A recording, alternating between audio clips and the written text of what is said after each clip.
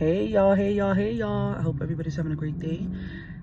It is May, and as you guys know, May is the month of mental health awareness, but it's also the month I graduated nursing school. So I graduated nursing school May 20th, 2018. I was 6 months pregnant with my sixth son at the time. And I just want to give you guys some words of encouragement. If you're in nursing school or whatever in life you're in, stick to it. It's hard. I always tell people it's like labor. You don't know what to expect, but when you're there, you definitely feel it. But just focus, study, do everything you can, do groups, use apps, focus. The end game is for you to graduate and to sit for your boards. And I'm telling you, I'm an underdog. I graduated GED. My older sister and I left school when I was, I think 16. We could sign ourselves out at the time. She was a senior, I was a freshman. And the same day we signed out, we went to GED. We signed up, we took our little mini test, and then they give us back then it was like index cards with everything that you need to do and work on each subject. So I graduated 2 months later. I was the youngest in my class. I went to Quincy Community College at that time. That was back in 2002.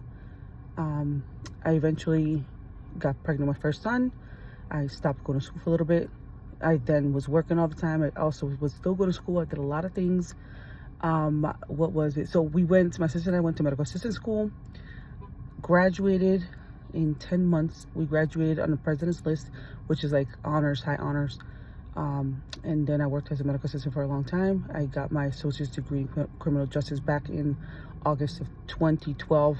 I graduated with honors. And then I graduated honors in in nursing. They're both science, associates in science. So if I can do it, y'all can do it. I have 7 children, ranges almost 20 years old to my 2-year-old daughter. So trust me, you can do it. Find what is important to you. If you have children, hone in on their future. It is hard. My first semester, I had twitches in my face for about 3 months because I was alone for nursing school. Nobody helped me. So it was tough, and I had to redo it because nursing school, especially in Quincy, they have what is that called? You have to have a 77. So if you fall below that, you can fail. So you also had that in mind, that every exam you did, you had to make sure you hit above a 77.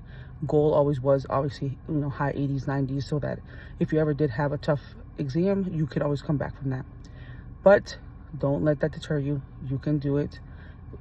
Focus on the love, the passion that you have for others, if that's what you're nursing for.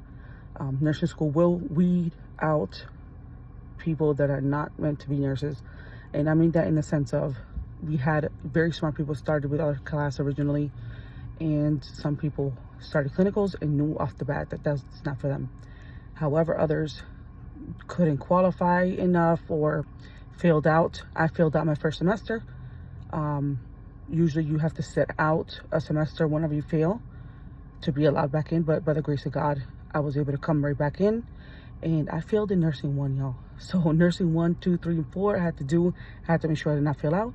Graduated with honors, like I said. And I don't say that to me to be like arrogant. I say that because I've always felt like an underdog. I'm pretty, I'm like a claim. I'm always home. I don't really, I'm a homebody. So to be with other people, if you feel like you're shrinking when other people are speaking. But I was really good with what I was doing.